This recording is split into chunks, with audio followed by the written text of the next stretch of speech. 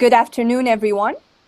My name is Houda Abadi, and I'm the Conflict Resolution Associate Director at the Carter Center. On behalf of the Carter Center, I want to welcome you all to our special panel on scriptural interpretation of women in Islam, challenges and opportunities. Our conversation today is being webcast live on forumonwomen.cartercenter.org and will be later archived on the same site. We are fortunate today to have with us two distinguished panelists joining us from Canada and Nigeria. I would first like to introduce Dr. Aisha Chaudry. She is an Associate Professor of Islamic Law and Gender Studies at University of British Columbia. Her research interests include Islamic law, Quranic fiqh, and feminist hermeneutics. She is the author of Domestic Violence and Islamic Tradition, Ethics, Law, and the Muslim Discourse on Gender. Currently, she is working on an interfaith feminist hermeneutics book project, which explores the challenges and limits of feminist interpretation of patriarchal religious texts in the three Abrahamic faiths. She is an early career scholar at the Peter Wall Institute for Advanced Studies and is the recipient of Research Mentorship Award for an interdisciplinary project titled Living Islam Between Text and Practice, a case study of domestic violence. Last but not least is Mr. Nuruddeen Lemu. He is the Director of Research and Training at the Da'wah Institute of Nigeria and the Assistant General Secretary of the Islamic Education Trust in Mina. He is also the director of several other organizations, including Lotus Capital, ProStart Consultants, Development Initiative of West Africa, the Interfaith Activity and Partners for Peace, and a number of various committees with Jama'at al-Nasr al-Islam and Da'wah Coordination Council of Nigeria. Nuru develops contents and conducts Train the Trainers, courses in understanding principles and objectives of Islamic jurisprudence, interfaith and intrafaith dialogue, and countering various forms of religious extremism. He has also been a frequent guest speaker on radio and television programs, both domestically and abroad, and has moderated a number of television programs. Welcome both, and thank you for joining us. We're very fortunate to have you both. Thank you. So I would like to start our discussion by first citing one of my favorite verses that deals directly with the main issues we will be discussing today. Chapter 49, verse 13, quote, "O mankind, indeed we have created you from male and female, and made you into people and tribes that you might know one another. Indeed, the most noble of you in the sight of Allah is the most righteous of you. Indeed, Allah is knowing and acquainted." End of quote. So this verse reminds us in the eyes of God that the most noble one of us is the one that is most righteous. There was no distinction made between men and women. In other words, Islam advocates for dignity, equality, peace, and justice. However, traditional Islamic legal discourse on women and gender is still heavily being dominated by patriarchal interpretation. It has been used to justify inequality and in some cases also treat women as second-class citizens. Aisha, I would like to start with you. Why is it important to distinguish between fundamental Islamic ideals of equality between genders and the male-dominated cultural norms and practices that are mistakenly understood as being intrinsic and sanctioned by Islam? So thank you very much for having me. I'm excited to be here, and thank you for organizing this forum. What I would say is that, the most important thing I think to recognize when we talk about Islam and Muslims is that Islam is a living religion. It's not a religion that existed only in the 7th century or in the medieval period or in the pre-colonial period, and then it died. And then now we're just studying these texts that tell us what the religion is about. Instead, it's a living religion where Muslims are alive, they're in a relationship with their tradition, and the tradition is never static. It is constantly evolving and changing.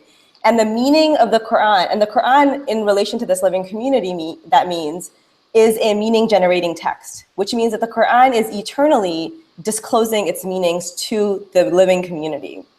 And that means that any study of Islam that does not engage with what Muslims believe and think right now is missing the point, because it's not treating Islam like a living religion, and it's not treating the Quran as a meaning generating text. And so in the context of that, what I would say is that it's really difficult. I would say that it's impossible to separate culture from religion, that religion and culture are always they're always operating on each other, and that religion only ever exists in a social and historical context. So cultural norms are always influencing religious practice.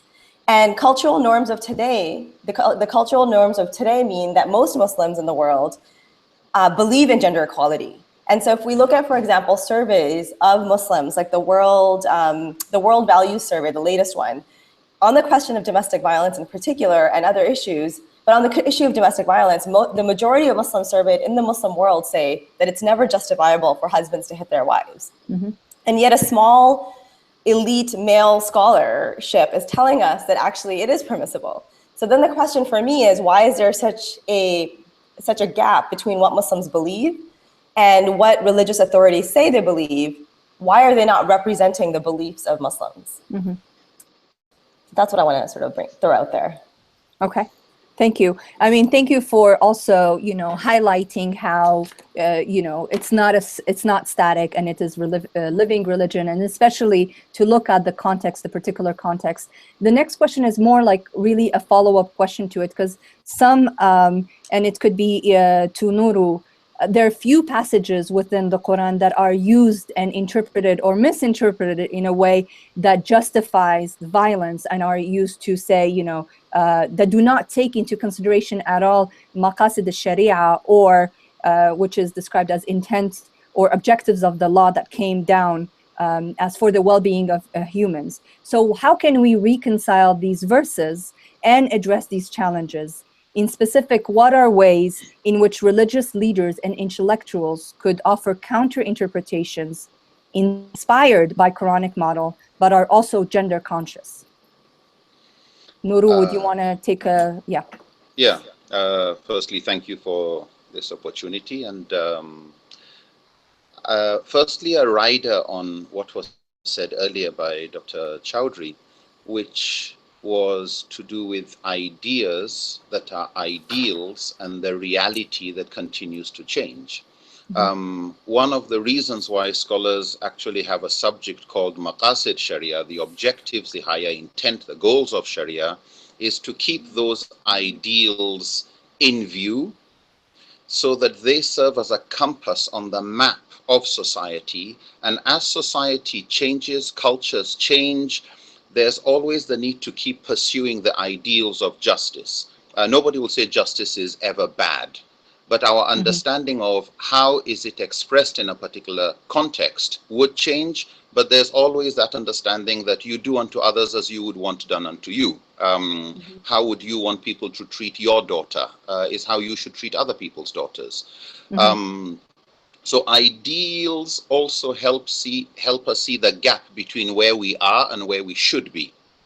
And so picking on what you mentioned, verses of the Quran, particularly one in chapter 4, verse 34, which is used or understood by some as justifying domestic violence. Because it's a verse that scholars, both the past and the present, have differed in the meaning of daraba, one thing they do have is that whatever the meaning of daraba, whether it means to hit, whether it means to walk away, whatever the meaning is, one tends to find more difference of opinion regarding what does it mean than what does it not mean. It is easier, from our experience, to get people to agree you shouldn't hurt others because we have ample texts of la darar wa la dirar, don't harm nor should you reciprocate harm.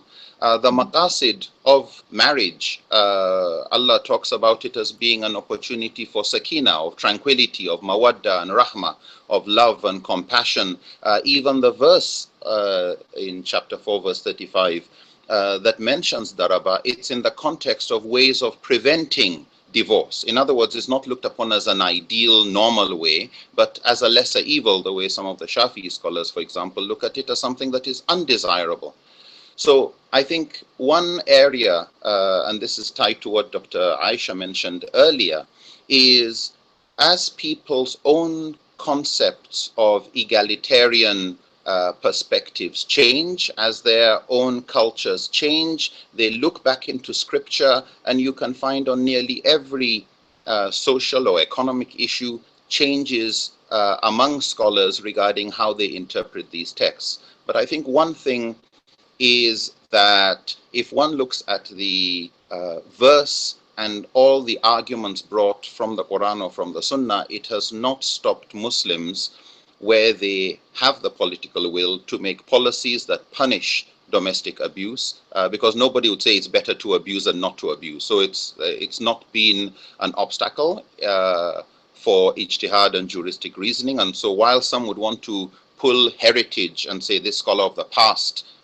justified it, it is still an area of ijtihad. The verse is what they call dhanni dilala, open to speculative alternative opinions. And because of that, the disagreement is not between the human and the divine, but between humans and each other, which opens the door to look at how the maqasid, the objectives of more egalitarian fairness and justice, would lead to policies in line with what today we would call fair and definitely not abusive. Okay, thank you. Thank you very much, and for bringing also an explanation of what maqasid al-sharia means. Very quickly, to our viewers who don't have a good knowledge of what sharia is, specifically in these times where it's very highly politicized, can either one of you explain in like 2 brief sentences what is sharia, so the audience can be included in this discussion? So, I mean, the Sharia, why don't we both offer our own interpretations or our own answers for Sharia? Because I think this is a good example of how we understand these things, even in a scholarly context, in different ways. So I think the simplest understanding of Sharia, like the literal understanding, is like the path to the watering hole. And so the Sharia is an ideal of what God's law, the divine law, is supposed to look like. And there are visions for what that is supposed to be, that it's supposed to be a just, for example, a just law. And then fiqh, in relation to that, is human attempts to approach the divine. So the idea is that Sharia is pristine and perfect, but it is also impossible to actually ever access fully and to bring into the world. It's an aspirational space that we try to get to over and over again, knowing that we will always fall short. And hence, we will disagree with each other about how best to get to it. But I also wanted to add just a couple more comments to just like your comments right now, is that, you know, I think this question is really important because 434 is used by many Muslim majority countries to express reservations to Article 16 of CEDAW, which Article 16 of CEDAW tries to enforce gender equality in marriage, in family law. Mm-hmm. And most of the countries that have expressed reservations to that law are Muslim majority countries, and most of those countries have used Islamic law as a reason for why they're expressing those reservations. And 434 appears in those debates. And the one country that I've spent more time looking at this about is the UAE, in which domestic violence is not criminalized, and 434 is used as a text in the penal code and the personal status code to protect the right of husbands to hit their wives. And so, and similarly in Pakistan, just recently, the Council for Islamic Ideology in 2016 ruled that husbands are allowed to hit their wives. So this is such an important question because 434 is so contested amongst Muslims, the meanings of it, and yet at state levels, violent interpretations of it are consistently enforced and legislated. Despite the fact that, for example, according to that World Values Survey that I mentioned, 70% of Pakistanis do not believe that hitting your wife is justifiable. So again, there's like this real gap between this non-representative group of people that is saying what the Quran means and what Muslims actually believe. So for me, the question is, why are a small group of men arguing that this is Islamic? And it feels like a very autocratic move, and it serves anti-democratic impulses. And so, and you know, and I have to say that Muslims do not own patriarchy. Patriarchy exists everywhere. The US is one of 7 Muslim majority, the US is one of 7 countries that has not signed onto CEDAW at all. So I want to make sure that my comments are taken in light of that. But I think that what needs to happen is that authority has to be shifted from written texts, like textual sources in the past, to living Muslims. And so we have to sort of, as a Muslim community, as Muslim communities around the world, have to rethink the way that we think about authority in Islam, and we have to include a more democratic spirit in the way that we're thinking about authority. Thank you very much. It's this is fascinating, especially to really look at the complexity of the issues, and just in terms of Sharia, but also how it is contested and what is applied by law does not reflect the public perception or the public belief in many of these Muslim majority countries, like you've mentioned. Absolutely. Nuru, do you want to add anything into this question? Oh, yeah. I mean, sometimes, and I think we'll come back to this issue of the need to challenge some of the opinions that some scholars hold. And because an opinion is held in the past, it's usually viewed as having more credibility because it's got heritage behind it. But it's not necessarily the fairest, and very often it's not. And that's to do with domestic abuse, it's to do with Islamic finance, there's so many areas, but we'll look at how does one go about helping change perception, even of scholars who are generally looked upon as the gatekeepers or custodians of the Islamic tradition and spirit. But just an addition on the issue of what Sharia is, and I entirely agree with Dr. Ayesha. You do, however, find it being a term that some scholars differ on what they mean by Sharia. Some say Sharia is Islamic law. Others would contest that and say no. The word Shari refers to the lawgiver and therefore is divine. And so the only thing you could call Sharia would be those clear categorical teachings where there's undisputed authenticity and undisputed regarding the meaning that this is the divine intent. We fast in Ramadan is a teaching of the Sharia. We pray 5 times a day, or there's only one God. And so Sharia, in that sense, the entire ethical and spiritual way of life of Muslims would be described as Sharia, what we are sure is from God.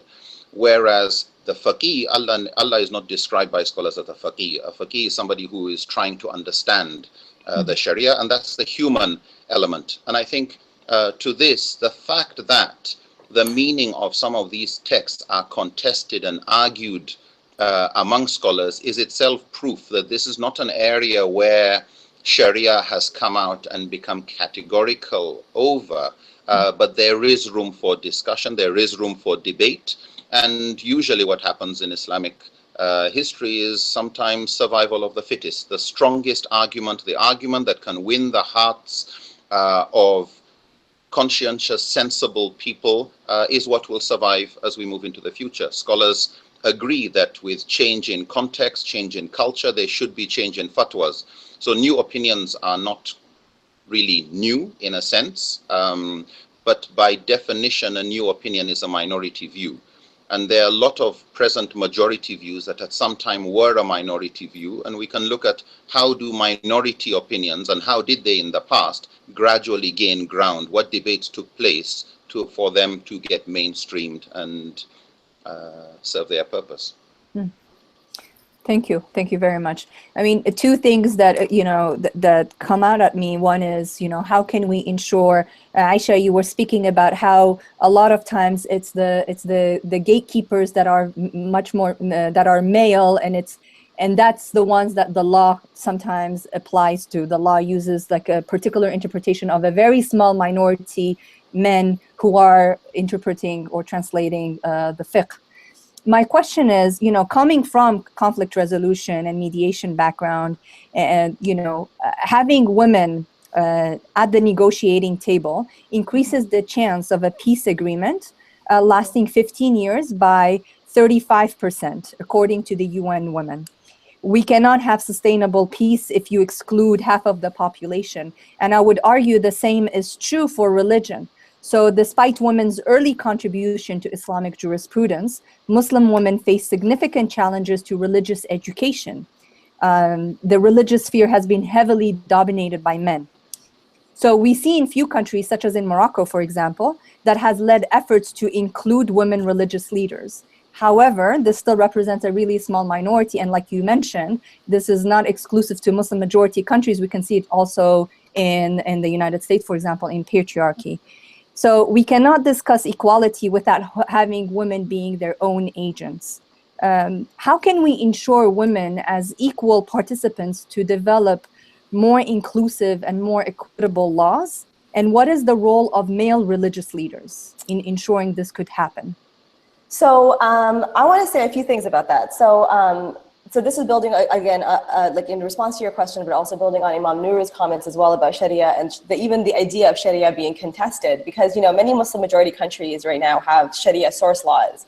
So there's like, they have these various countries have these appointed bodies, usually primarily of men, who decide if a law that's being proposed is in line with Sharia or not. So even as we're contesting what Sharia is, people, various states are claiming authority to represent Sharia, and then they're making decisions about laws based on that. So in line with that, and in line with the question of getting Muslim women to be part of this discourse, I think one of the things that has to happen is that Muslim women's voices have to become part of the canon of what is Islamic knowledge.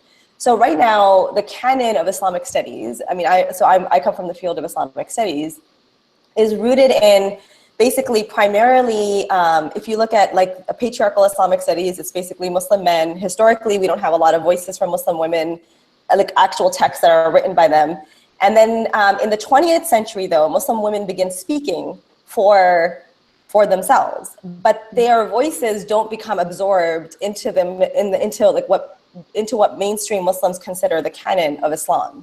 So I think Muslim women's voices have to become sort of authoritative in that way. And one of the ways that Muslim men can help with that, be allies in that, is that they can treat those voices as authoritative because they are authoritative, because they're representative often of what Muslims are saying. So the work of Muslim feminists, for example, is really, really important.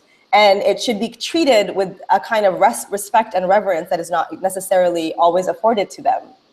In line with that, the project that I'm working on right now, it's called actually a Feminist Sharia. And I'm thinking about 6 laws that around gender, and I'm trying to rethink narratives, the stories that we tell about those laws in order to rethink the laws themselves. So for example, I'm thinking about minimum marriage age, and people will argue, most Muslim majority countries have some sort of a minimum marriage age, but like this is a really contested issue. Like for example, in Yemen, they instituted a minimum marriage age in 2007, I think, and then in 2009, it was repealed in the name of Islam because some Muslim scholars were saying that having a minimum marriage age insults the legacy of the Prophet because he married Aisha when she was between, I don't know, 6 or 9 is the argument that they were making. Which is contested. Which is contested, but somehow remains the dominant Sunni position, like in the conversations around it. So one of the things that I've been thinking about is that the Prophet also, later in his life, refused Fatima's hand in marriage to Abu Bakr and Umar, who asked for her hand in marriage, on the grounds of saying that she was too young. So my question is, why is it sunnah that he married Aisha, if she indeed was that young, and not his later practice of refusing Fatima's hand in marriage, was citing her age as the reason. So I'm arguing in that chapter that the Prophet's sunnah is actually his refusal to marry Aisha to marry Fatima to older men, and not in his marriage to Aisha, because he's also a person of his time.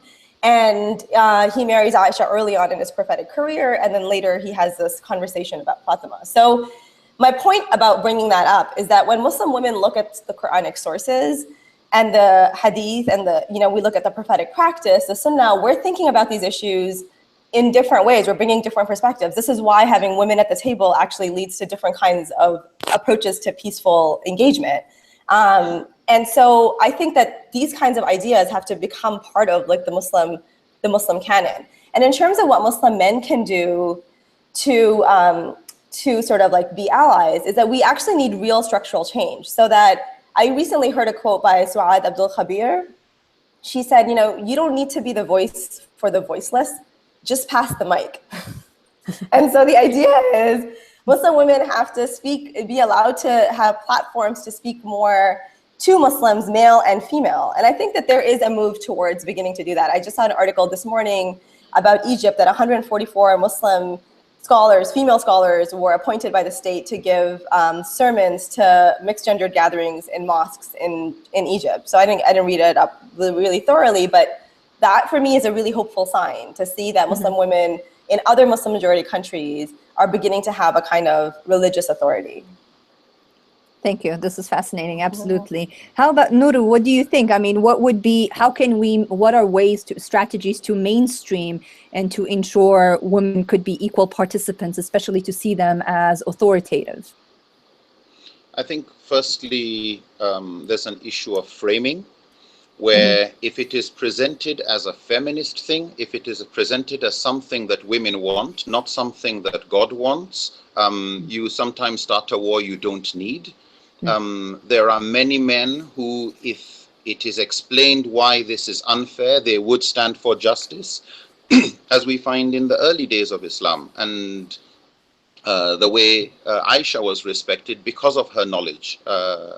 So one is to not start a fight where it's not necessary, and certain loaded terms. I can understand what you mean by Muslim feminists, but there are some circles where just the word feminist already assumes this is a Western, un-Islamic, secular agenda. So I think one has to be sensitive to the framing, and where it is viewed as something that is useful for the whole community. Not just pushing a Western interest. No, this is actually good for Muslims, and it is in line with the maqasid and the objectives of Islam. That's one. The second thing is, you know, they say it is fish that discover water last. Fish have to jump out of water to know they've actually been in water all that time. There are many men who do not, they're oblivious to the fact that they are being patriarchal. They just feel things are the way they are, and that's just how they are. They've never been questioned. And it is when people raise questions and force them to look at things from another perspective that they begin to realize, that the shoe does pinch from an angle that he doesn't appreciate. And that it's the person who is wearing the shoe that really knows where it pinches. And so the efforts to get women included in decisions, in issues to do with shura and consultation, particularly on issues definitely that relate to them, but not just that, is an important progress.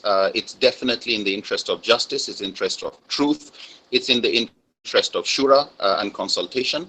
And so I feel is an area that needs not just more stronger women, but also to identify those men who are ready to be comrades in that struggle for greater equality, greater equity, a more egalitarian view of the policies that are inspired by religion. Can I respond to the comment about the feminism comment?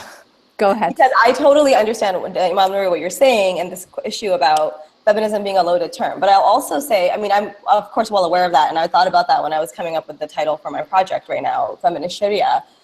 And we also know that Sharia actually is a really loaded term, depending on where you're talking about it, especially in the world that we're living in today. White privilege is a loaded term, racism is a loaded term, justice is a loaded term right now in the United States about whether that's a conservative or a liberal approach. So all of these terms are political terms. And so I would just say that I think that for allies, for Muslim men to be real allies for Muslim women, they have to recognize their privilege. Like you're saying, they need to recognize patriarchy and the ways that they participate in it. And to actually, I have this phrase that I use with my students when I talk about privilege, whether it's race or gender or class, is that after we recognize it, we have to use our privilege to divest from our privilege. We have to use our privilege to lose it. So use it to lose it is the idea that I say to them. And I think to be a good ally, they have to get over themselves about the issue of feminism, because feminism is about treating women as human beings, and that is not a Western construct. And it is not, and so the West does not own gender equality. I mean, most Western countries don't give women equal rights. I mean, if we look at the US, for example, and their maternity rates and the fact that white women get paid 70 cents on the dollar to white men, and that women of color get paid even less than that. So I don't believe that the West owns gender equality, or that it's a Western concept and that it's alien to Islam. I think gender equality is an Islamic concept, and that Islam and feminism are completely compatible. So I think, Muslim women have taken different strategies with that term. Like some Muslim women avoid it because they recognize that they'll alienate a certain kind of group of people. And I feel like I can't have a conversation with people that don't see to this point. So in terms of like doing actual change, like I'm willing to have a conversation, but in terms of working on structural change, we have to be in agreement about that. So I just want to point that out as like a difference, that even Muslim women disagree with each other about that. Yeah, and I think I agree with you. And I think this is where the diversity in the type of arguments and who you argue with or who you try to convince, you've got women who have absorbed a very patriarchal way of looking at things, and they actually believe that's what's best. So yeah, it's difficult to draw a very straight line between things. And I think the diversity in approaches, sometimes you may call it boldness. In some contexts, it would be more reckless to the objectives of the movement. But I think the good thing about diversity is there's something for everyone, and the key thing is everybody is trying to move from a situation of injustice to greater justice. And they say to travel far, you go with others. To travel fast, you go alone. And I think one would just have to negotiate what am I better at, who am I talking to, and the key thing is there's a movement from where we are to where we all agree we would rather be. Thank you both. I think what is really interesting in this discussion is to see that really words do matter. I just came from a workshop with religious community leaders, and some of them completely refuse particular terms. And I think so some of the religious leaders in the workshop are women who, for the first woman in Morocco, for example, to give a religious fatwa in a mosque, and struggled very hard to change the constitution to enable women to be able to be in that space. But it's, I think, because but the interesting thing also is to how can we redefine, reclaim these terms, like you said. Aisha, you raise an important point that feminism is not a Western thing. However, because it's so loaded, because it's also, I think, reflects the geopolitical politics of the word and how it has been used and manipulated in the Middle East, in North Africa for other political goals, that this word also could be very heavily contested, that some religious leaders who are women are so worried that if they use it, they would be losing their own legitimacy. But it's, so there is a push and pull. Some would want to reclaim and redefine this term in order to have an honest discussion of feminism, and it didn't start with like you said, it's not a Western thing. Throughout the early days of Islam to contemporary times, Muslim women have played a prominent role in the political, religious, and public sphere. Aisha, your work examines the role of women in the early days of Islam as a way to argue for gender equality within an Islamic framework.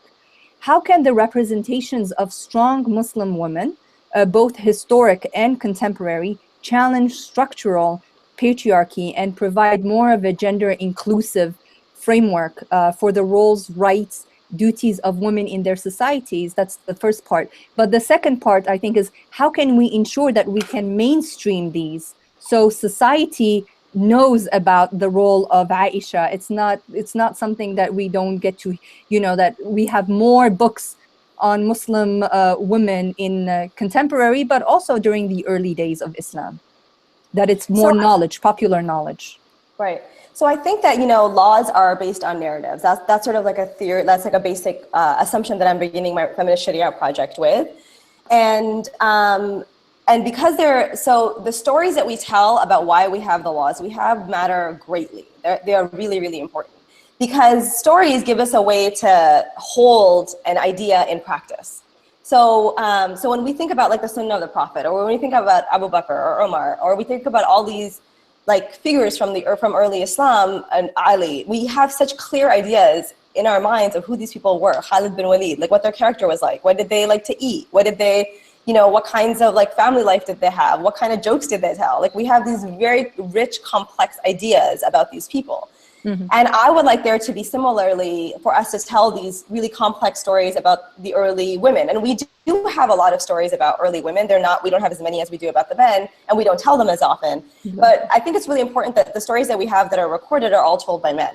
And it would be really interesting to rethink these stories, not change the facts, but just rethink them, like the way that I just told you about the minimum marriage age, focusing on different aspects of the stories. Like how would Muslim women tell the stories about themselves? Is a really interesting question to me. And that's one of the things that I think will help us change the laws. And stories are powerful vehicles for public dissemination. So it's easier to mainstream a story than it is like a complicated legal discussion. And the reason that I think stories are also important is because it humanizes the people that we're interacting with. It gives them 3 dimensions. You get to see them as human beings that you could actually know, possibly, and then also emulate. And I had this one experience. My partner was a Muslim chaplain at an Ivy League university a few years ago. And the students, when they were hiring him, they were all Muslim, and they were sort of like questioning each of their candidates. And they were saying to them, what do you think about mixed gendered prayer? And they, in their minds, the right answer was that mixed gender prayer. Like, so they were asking about women-led prayer. What do you think about women-led prayer? And in their mind, the answer was that you should be okay with women-led prayer. And he was comfortable with that. Like, he said, you know, I think women should be allowed to lead prayer. There's no problem with that. And they loved his answer, and they hired him. Now, what's interesting is between this, so this is like a really good story about theory and practice. So when it came to the first Ramadan that we were there, during the Taraweeh, at one point, he said, you know, why don't we have a woman lead some of the Taraweeh prayer? And these same people who had hired him and like needed him to say yes to women-led prayer were like, no. Like they couldn't go from like the theory of it to the practice of it because they had never seen a woman lead prayer. And for them, like that was such an uncomfortable proposition that they really struggled with it. And some people in the end like did stick around for that, and some people could not. But that was a really important lesson for me in terms of thinking about, you know, we have all these abstract theoretical conversations about these issues, but then there is like the actual enacting of it. And that's why the rhetoric of social justice and gender equality has to be followed by like the practice of it. And it's really difficult, I think, for people, even who are committed to these ideas theoretically, to actually engage in the practice of it. Yeah, very well. Nuru, do you want to add anything? Yeah, I think issues to do with stories are very important. Stories are sticky. They don't require too much thinking to understand. What's important is that they are actually authentic from the Sira point of view. But from one's humble experience in dealing with Muslim scholars and religious leaders, one of the most important things I have come across is actually the knowledge of usulul fiqh and maqasid sharia. The knowledge of the principles of Islamic jurisprudence, the foundational principles that guide and the objectives of Islamic jurisprudence. Because what that does is it allows the individual to have, if I may use the term, an operating system that is compatible with diverse opinions. So that you introduce people to the line between what is clearly the word of God and what is a human attempt upon which humans differ. And of course, even when we say this is the word of God, it's still a human attempt, and it goes through the human mind. But there are areas where you could say there's absolutely complete consensus that this means that. But what is important, I think, is understanding the role that secondary sources of Sharia have played in producing the major amount of laws that we presently call Islamic law, Islamic jurisprudence. Secondary sources of Sharia mean it's not directly from the Quran or from the Sunnah, but from reasoning by analogy, from a consensus of scholars of a particular place and time. It is a policy that was derived from public interest at that particular time and place, or what is called maslaha, or the juristic preference, istihsan, or urf, local custom. Because the custom is a basis of law. People can actually make laws based on good custom, following the Sunnah of the Prophet, who left cultural practices that didn't contradict any of the maqasid or anything from revelation. So what we find is the more people understand how scholars think, how scholars approach texts, the more open they are to alternative opinions. And so what Dr. Aisha was just mentioning, the issue of, say, women leading prayers, once you understand that scholars like Imam at-Tabari, Imam Abu Thawr, and this is recorded in Bidayat al-Mujtahid, a respected text on differing opinions, that these scholars had no problem with women leading men in prayers, so long as they were qualified. It's not a new contemporary issue. There are books on khilaf of diverse opinions where these opinions exist, and the scholars didn't fight each other over these. They didn't excommunicate each other over these issues. They understood why there was diversity on this. And I think once those tools for thought are available, it becomes easier to become more critical about opinions that are presented in a fait accompli manner, that this is the word of God, or this is the word of Prophet, or this is what Sharia says, or this is what Islam says, without actually finding, wait a minute, you mean it is Islam according to the Quran or the Sunnah, according to your interpretation, but there's an alternative interpretation, or according to another secondary source of Sharia. So that subject of exposure to usulul fiqh and maqasid sharia allows people to develop a kind of sharia intelligence, as it were. The ability to know when you say, according to Islam, such and such is the position, or this is the right position, you actually know how to dissect it, to know, are we dealing with an area where the divine is very clear and categorical, or is this an area where the straight path is wide enough for alternative views and we should respect the diversity of opinion? So I find that helps people become more comfortable accommodating diversity and not quickly just condemning positions as being innovations or heretical. It's really interesting. I mean, especially when you say that there has been in the past no, you know, women leading prayers, and it wasn't like a form of excommunication, or women also in leadership position, but these are still not in the popular mainstream public discourse. And so I'm pushing to see, like, well, how can we, like, from this wonderful discussion, how can, when we go back to our communities, really try to engage to make this more mainstream, these kind of,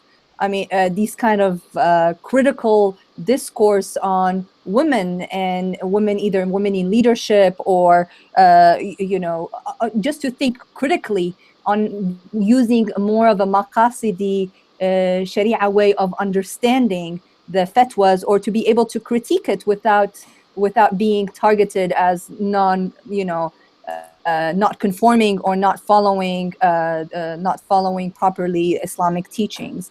Does it have to do with the Islamic curriculum, the way that it is taught and disseminated in major Muslim majority countries? But how can we mainstream this way of thinking? So Houda, I want to say about the mainstreaming idea. There's something about that question about mainstreaming that I guess I keep on, like, that I keep resisting. And I think partly what I'm resisting is like the information that we have from surveys that most Muslims don't go to the masjid. So most Muslims are not mosque-going Muslims, right? So I know that in North America, like in America, the percentage is 80% don't go to the masjid. But I know that around the world, the percentages are really high of Muslims that don't go to the masjid. And in my opinion, those Muslims are the mainstream Muslims. And that it's usually a very small minority of Muslims regularly that speaks for Islam and Muslims. And often the most conservative voices are seen as the most authentic and truly represent Islamic positions, right? So we know this, for example, with the hijab as well, which is a question that we were discussing earlier, or that we looked at earlier, which is like, are women more Islamic when they wear hijab, or are they less Islamic when they wear hijab? And can you measure someone's Islam based on what they're wearing? And I think that we all, like all of us, make a claim about authority, about who's more authoritative. So Muslims will sometimes cede authority to the most conservative elements in their societies, but also non-Muslims do the same thing. Like when the State Department wants to have an event and they want Muslims at it and they want to take photos, they want Muslims who look like Muslims. You know, who are wearing like the right outfits. Come up very soon. Right, that like are wearing the right outfits are they do better for photo ops, because then you can show diversity in a whole new way. So what I want to say is we all participate in these ideas of like, what is mainstream Islam? What is a real Muslim? And so I just want us to think about that and deconstruct that question just a little bit, just to shift that lens a little bit. And having shifted the lens in that way, what I want to say is, I think that Muslims have kept up with the idea, like they live in the world, they are very comfortable, mainstream Muslims are very comfortable with the idea of there being full compatibility between the Islam as they understand it and human rights and gender rights. And I think it's the ulama that are disconnected from Muslim communities, and they have failed to keep up. So they have not been able to maintain like Muslim positions in religious language. And so that is like a thing that needs to happen, I think. So I would say that we need to think about how we structure authority in the Muslim community, both the Sunni and the Shia community, but I'm coming from a Sunni perspective and I know more about that. But also we need to think about how can we get the ulama to engage more with people who are not coming to their mosques so that they get a better sense of what is actually happening in the Muslim world and how they can be better representative and serve the needs of Muslims by providing them, for example, you know, as Imam Nuru is saying here, this position about women, you know, being allowed to lead mixed gender prayers, for example. This was a huge issue in the Muslim community. There was global debate about it. There were not a lot of Muslim scholars who came out and said what he just said right now, which is really important that he said that. But where were those voices? Like, that's a question that I have. Muslim women were making those arguments, right? But they weren't being seen as authoritative when they were making those arguments. But that's exactly what I am trying to say, which is when I say about mainstreaming is what Imam Nuru said, what Nuru said is very important, but we don't hear it. But imagine, so it becomes kind of like a state of exception. But if it is something that is mentioned and it's normalized and we can have this discourse in the public sphere, in the Muslim public sphere, and there could be like an intra-Muslim dialogue between the different Muslim communities, it's not going to be something that is as foreign or as heretical. Does it make sense? So I think that's I completely agree with you in terms of, you know, who is the most authoritative, but more of the question on how can we critically debate particular issues with comfort. We're saying this is how it used to be done before. Because if we look at a lot of the, you know, the curriculum, religious studies curriculum, and I grew up in Morocco, for example, yes, you ask critical questions, but it's still kind of, this is what, exactly. And how can we encourage more of a critical thinking in terms of introducing ideas such as Imam Nuru? I remember when Amina Wadud was trying to do the prayer in New York City, it was kind of, it stirred so much controversy and debate. And you were right, like where were all of these, you know, a lot of the religious scholars to say it has been done in the past? But also, I mean, the other thing that I want to say is, even if something has not been done in the past, like the argument that I'm making about shifting authority to the living community is to say that, I mean, I think it's wonderful that it's been done in the past, and we know about Salama and that she had a mu'adhin and all of that stuff. But even if it had not been done in the past, like, does it mean that Islam can never sort of break out of the strictures of a historical, of particular historical centuries? And I think that that's not true. And so that's another thing that the Muslim, I think I'm not answering your question because you're saying, how can we do this? And I think part of the way that how we do it is by creating more and more scholarship and providing spaces for people to be able to speak about these ideas in new ways.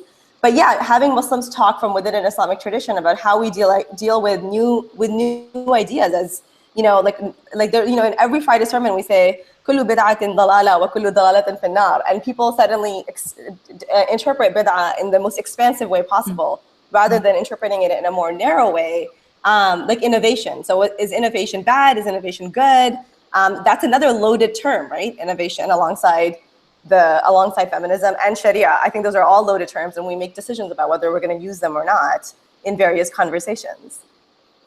Well, you raised a question on specifically on the hijab, which is exactly my next question for both of you, which is basically, we can see that a Muslim woman's body has always been a site of political contestation.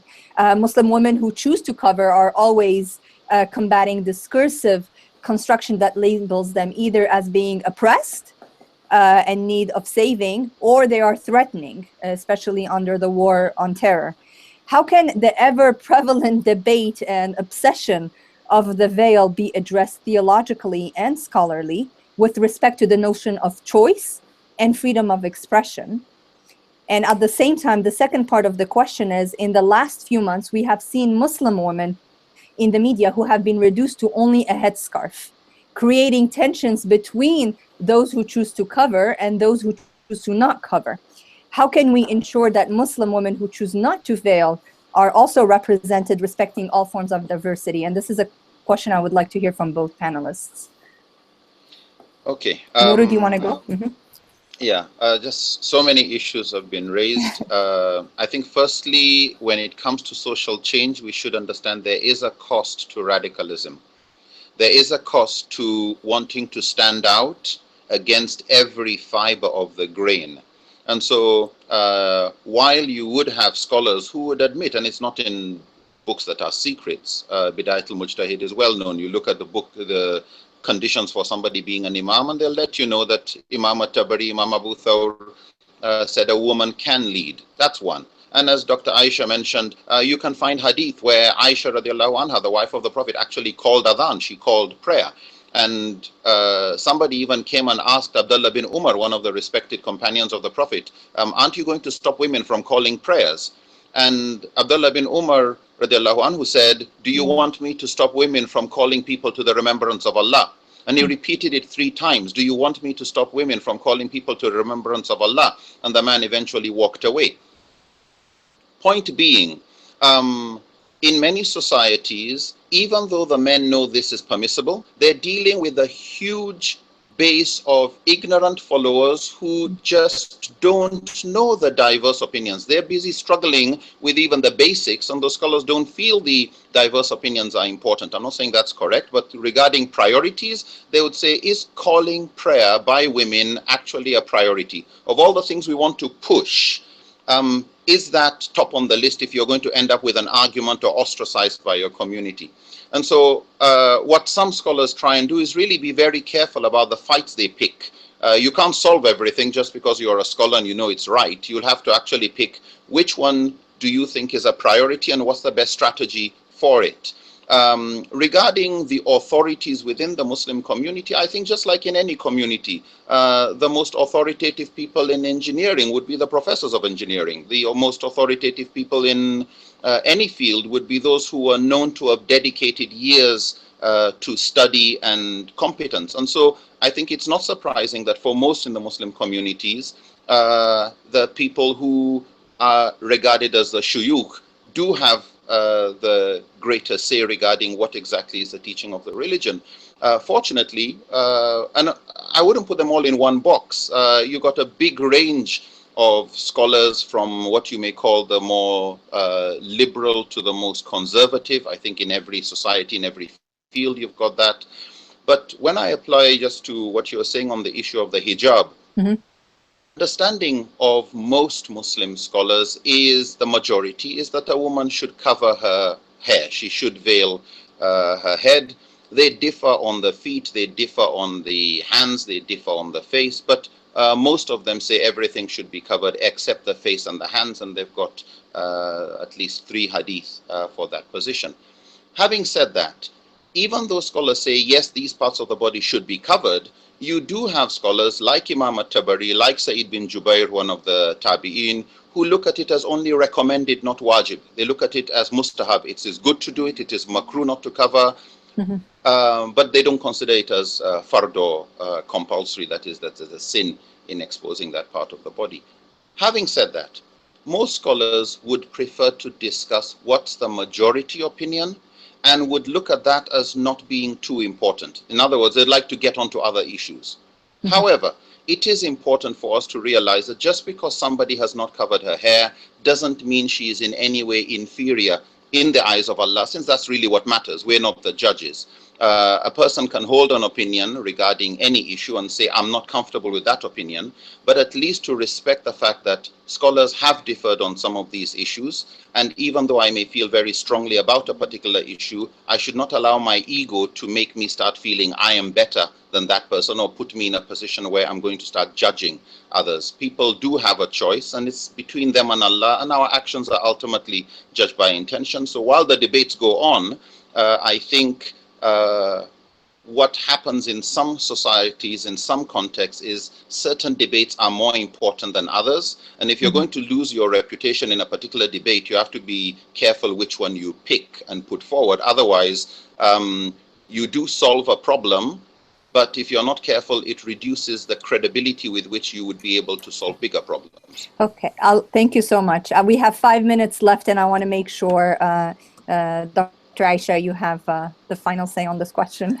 Okay, thank you. So I'm going to answer this question really differently. And I think it's going to be in line with what I've been saying, which is that we need to complicate notions of what it means to be Muslim and a true and authentic Muslim. And we know that the veiled woman serves all sorts of political interests, right? It serves interests for patriarchal Islam. The Taliban were going to, show a pure Islam by making women dress a certain way. It served interest for Laura Bush for when she was talking about the first Iraq war, and now it's serving a different interest for the alt-right movement in the United States.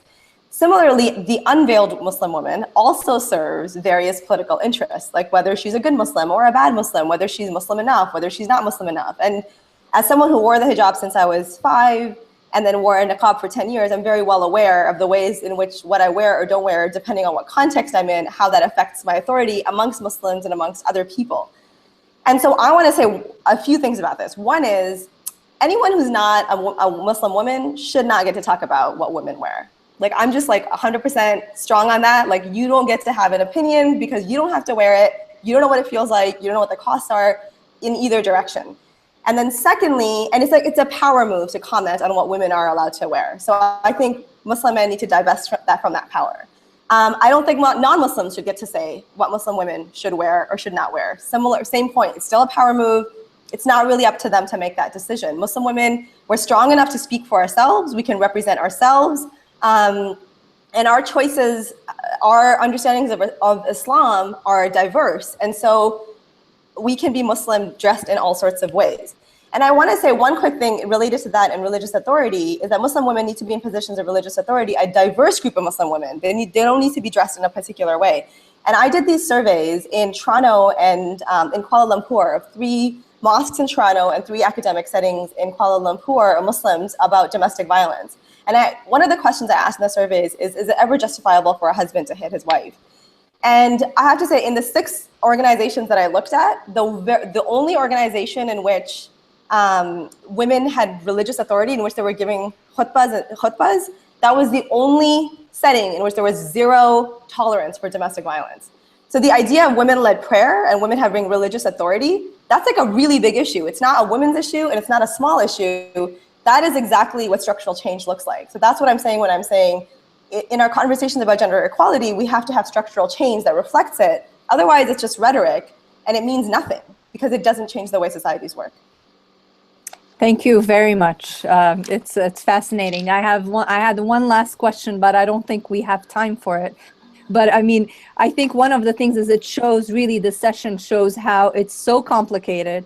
And we need to navigate. It's contested, it's complicated, and it's not something that is simple. And especially, like, I look at it always as a woman, the debate of veiling and not veiling as one particular example of how it's a particular political agenda of either way, and who gets to be represented as the authentic, the authentic voice of Islam.